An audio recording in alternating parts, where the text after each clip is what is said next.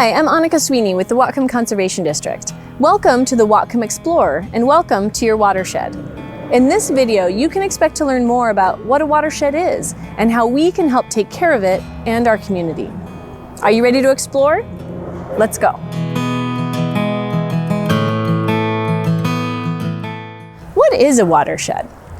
A watershed is any area of land where water flows through or across and ends up in a common watercourse, like a creek or a river. So anywhere you are on Earth is in a watershed, at home, at your school, at your grandparents' house, anywhere. But it's easiest to think about it as a sink or a bathtub.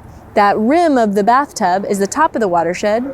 The drain at the bottom is the bottom of it. Where does a watershed begin? Here's a topographical model that gives us a bird's eye view of Whatcom County, in particular, the Nooksack River watershed. On the east side, we have the snow-capped mountains, including Mount Baker and the Twin Sisters. The top of Mount Baker is covered with glaciers.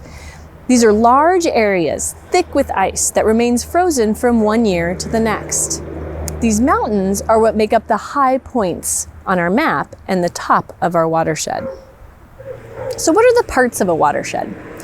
In a watershed, water moves from the high parts to the lowest parts. Here in Whatcom County, we receive about 42 inches of rain a year. In the mountains, that rain falls as feet and feet of snow.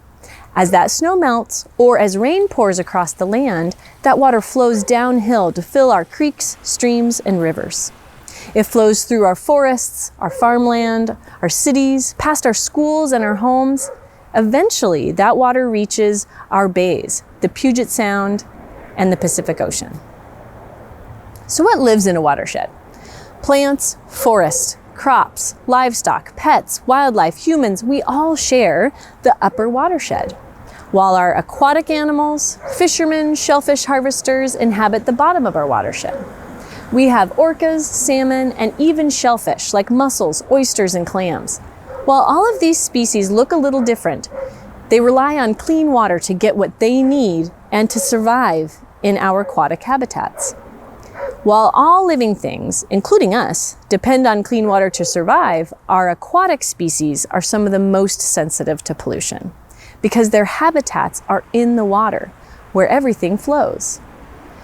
So what kind of pollution might be harmful to our shellfish, our salmon, and our orcas?